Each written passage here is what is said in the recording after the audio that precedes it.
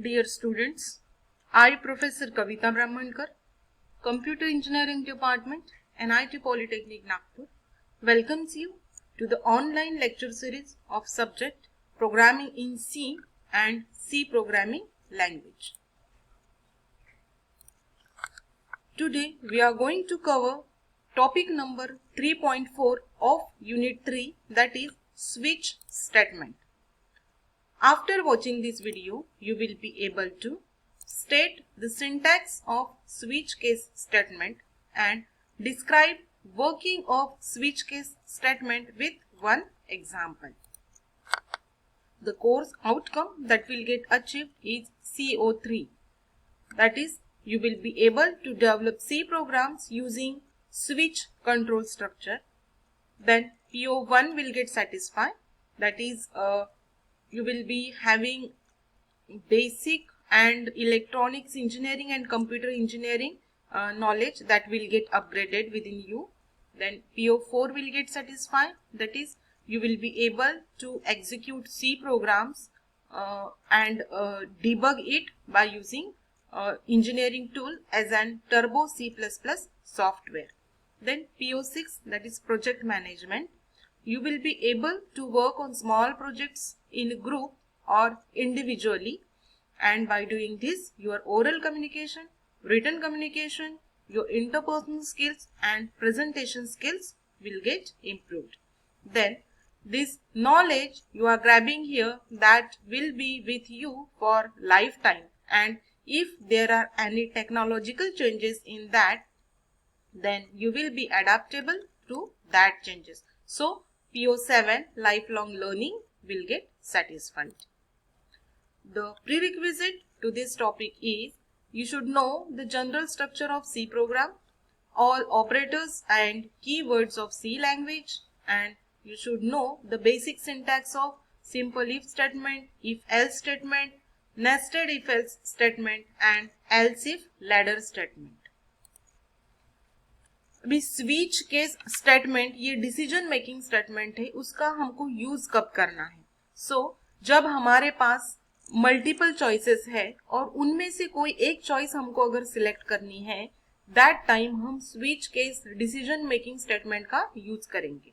Suppose हमारे पास कोई मेनू है, हम होटल में गए हैं और हमारे पास मेनू कार्ड दिया है. बहुत सारे मेनूज है हमारे पास और उनमें से कोई एक हमको सिलेक्ट करना है.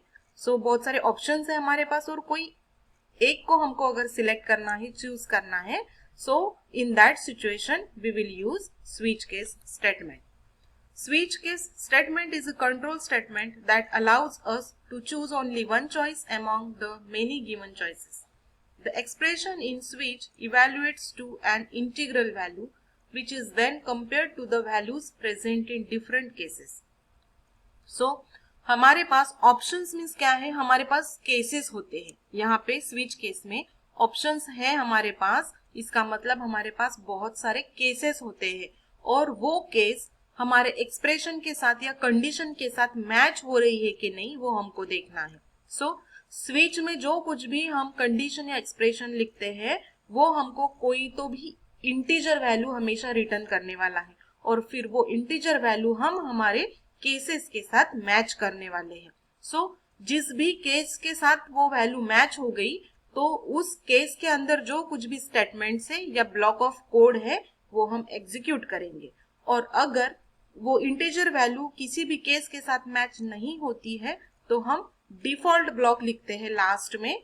तो वो डिफॉल्ट ब्लॉक में जो भी स्टेटमेंट है वो एग्जीक्यूट होते हैं. तो हम इसे एक सिंटैक्स के रूप में देखेंगे अभी. This is the syntax off switch statement. Switch ये हमारा कीवर्ड है, जो हमारे 32 कीवर्ड से सी लैंग्वेज में, उसमें से एक हमारा कीवर्ड है स्विच. तो अगर ये हम हमारे प्रोग्राम में यूज करते हैं तो इसको मीनिंग जो है हमारे कंपाइलर को ऑलरेडी पता होता है और वो मीन्स उसको समझ में आता है कि कोई अब केसेस आने वाले हैं हमारे पास जिसमें से एक्सप्रेशन की वैल्यू किसी केस के साथ मैच होने वाली है. यहाँ पे स्विच कीवर्ड और एक्सप्रेशन. एक्सप्रेशन मीन्स व्हाट, हम यहाँ पे कोई कंडीशन ले सकते हैं, जैसे इफ में हमने कंडीशंस लिए थे ट्रू और फॉल्स करने के लिए, डिसीजन लेने के लिए.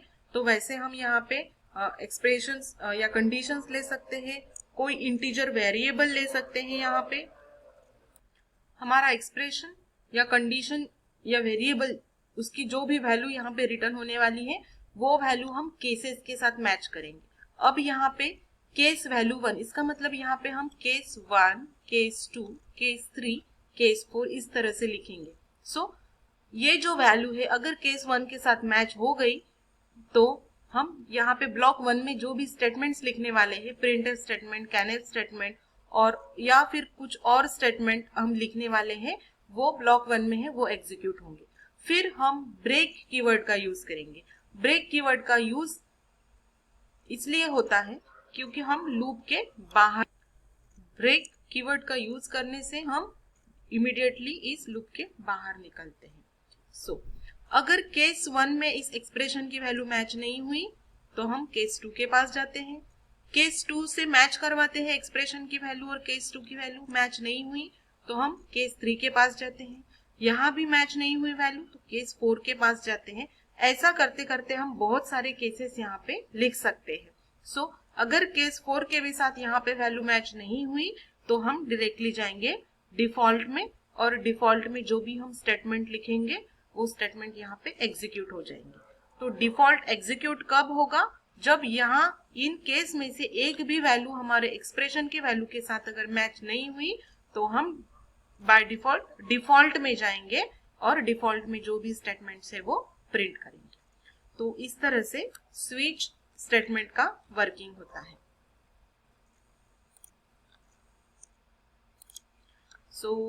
फिर एक फ्लोचार्ट के थ्रू इसका वर्किंग देखेंगे। यहाँ पे हमारा एक्सप्रेशन है स्विच में। ये एक्सप्रेशन जो कुछ भी वैल्यू रिटर्न करेगा हमको, वो वैल्यू हम केस 1 के साथ मैच करेंगे। अगर एक्सप्रेशन और केस 1 की वैल्यू मैच हो गई तो हम कोड इन केस 1 ब्लॉक, जो भी केस 1 के अंदर कोड ब्लॉक 1 में लिखा है वो एग्जीक्यूट करेंगे। केस 1 के साथ मैच नहीं हुई तो केस 2 के पास जाएंगे। केस 2 के साथ भी मैच नहीं हुई, केस 3 के पास जाएंगे। ऐसा करते करते हमने जितने भी केसेस लिखे हैं उन केसेस के साथ वैल्यूज को मैच करेंगे। और अगर इनमें से कोई भी केस के साथ एक्सप्रेशन की वैल्यू मैच नहीं होती है तो हम डिफॉल्ट केस में जाते हैं और डिफॉल्ट केस में जो भी हमारे स्टेटमेंट्स है, जो भी कोड लिखा है हमने, वो कोड एग्जीक्यूट होता है और हम बाहर निकलते हैं switch statement. So break statement are used to exit the switch block, है ना। ब्रेक स्टेटमेंट हम कब यूज करते हैं? कोई भी कंडीशन अगर मैच हो जाती है और स्टेटमेंट एग्जीक्यूट होता है तो उसके बाद हम ब्रेक का यूज करते हैं।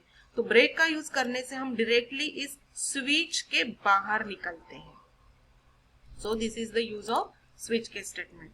If you do not use switch, if you do not use break statement, then all the consecutive blocks of code will get executed after the matching block.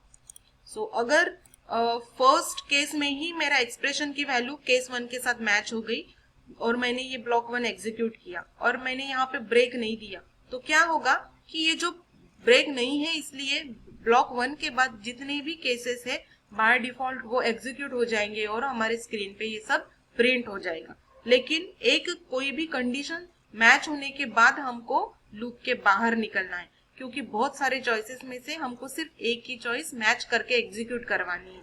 इसलिए हर एक केस में हमको ब्रेक कीवर्ड का use करना जरूरी है। Then there are some rules for using switch statement. So switch statement use करने के लिए कुछ रूल्स हमको फॉलो करने पड़ते हैं। The expression after switch keyword must yield an integer value. That is, the expression should be an integer or variable or an expression that evaluates to an integer. Means switch के बाद जो कुछ भी हम expression लिखते हैं, ये expression ने एक तो कोई भी integer value return करनी चाहिए after condition true or false, या हम यहाँ पे कोई integer variable या कोई ऐसी condition ले सकते हैं जो हमको integer value ही सिर्फ return करेगा। Then the case label values must be unique. जो केस के वैल्यूज लेते हैं हम तो वो यूनिक होने चाहिए। लाइक यहाँ पे हम लेंगे केस 1, केस 2, केस 3, केस 4। तो यहाँ पे मैंने केस 1 लिया तो फिर से मैं यहाँ पे केस 1 ये नहीं ले सकती। ये जो लेबल है केस का 1 तो ये हर केसेस में यूनिक होना जरूरी है, डिफरेंट होना जरूरी है। The case label must end with a colon. So case के लेबल के बाद हमको ये कोलन देना जरूरी है क्योंकि ये सिंटैक्स में है। तो केस 1 अगर मैं ऐसे लिखती हूँ उसके बाद कोलन देना जरूरी है। The next line after the case statement can be any valid C statement. So case के बाद जो कुछ भी हम स्टेटमेंट लिखते हैं तो ये कोई भी वैलिड स्टेटमेंट होने चाहिए जिसमें हम सी प्रोग्राम का कोई इनपुट ले सकते हैं, यहाँ पे कोई आउटपुट ले सकते हैं, या फिर कोई कंडीशन यहाँ पे कंट्रोल स्ट्रक्चर का लूप्स जो है हम if loop if else loop ऐसे लूप्स का भी हम यहाँ पे यूज कर सकते हैं। तो जो भी ब्लॉक है यहाँ पे स्टेटमेंट के ये वैलिड सी के स्टेटमेंट्स होना चाहिए। देन एक एग्जांपल देखेंगे। यहाँ पे हमने मेन प्रोग्राम लिया है, यहाँ पे आपको प्री प्रोसेसर डायरेक्टिव यूज करना जरूरी है #include stdio.h क्योंकि printf और scanf तभी हम हमारे प्रोग्राम में यूज कर पाएंगे। सो यहाँ पे हमको लिखना है #include stdio.h। देन हमारा मेन फंक्शन void उसका डेटा टाइप लिखा है हमने। देन एक हमने रोल नाम का एक वेरिएबल लिया है जो कोई रोल नंबर इंडिकेट करता है समझो। सो इंटीजर ही हमको वैल्यूज लेने हैं। सो रोल नाम का एक इंटीजर वेरिएबल लिया है और उसकी वैल्यू मैंने 3 इनिशियलाइज की।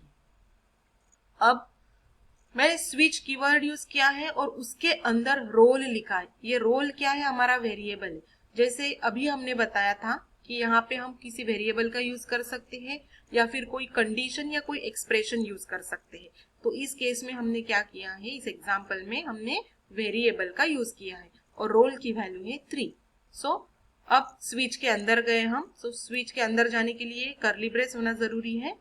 फिर केस 1, तो केस लिखा है हमने और इसका लेबल की वैल्यू दी है हमने 1 और यहाँ पे हमने सेमीकोलन लिखा है। तो केस 1 ये अब रोल जो वेरिएबल है उसकी वैल्यू क्या है 3। सो 3 1 के साथ मैच हो रही है क्या? 3 = 1 है क्या? नहीं है। ठीक है, तो हम डायरेक्टली केस 2 के पास जाएंगे। सो 3 = 2 होता है क्या? नहीं है। तो हम इसको भी स्किप करेंगे, हम केस 3 में जाएंगे। तो 3 = 3 होता है क्या? यस। तो हम केस 3 के अंदर जो भी स्टेटमेंट है उसको प्रिंट करेंगे, तो एग्जीक्यूट करेंगे। सो केस 3 में हमने लिखा है प्रिंटफ आई एम जॉन। तो आई एम जॉन ये हमारे स्क्रीन पे प्रिंट हो जाएगा। और उसके बाद हमने लिखा है ब्रेक। तो इस ब्रेक कीवर्ड का यूज करने के बाद हम डायरेक्टली ये जो स्विच का लूप है इसके डायरेक्टली यहाँ पे बाहर निकलेंगे और ये हमारा मेन प्रोग्राम का क्लोजिंग ब्रेस। तो इस तरह से हमने ब्रेक कीवर्ड का यूज करके मेन प्रोग्राम के हम बाहर निकल गए और हमको मैसेज मिला है, आउटपुट मिला है आई एम जॉन।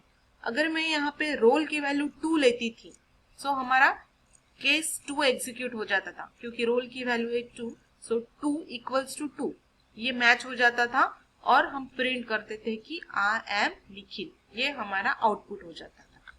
तो इस तरह से वर्किंग होता है स्विच स्टेटमेंट का। So dear students, let us summarize today's lecture. आज हमने स्विच केस का सिंटैक्स देखा है, स्विच केस कैसे वर्क होती है और उसका एक छोटा सा हमने प्रोग्राम देखा है। So I hope you have understood today's lecture, and if you have any queries then feel free to reach out on this email ID. Thank you so much for listening the video. Keep learning and enjoy learning. Thank you so much.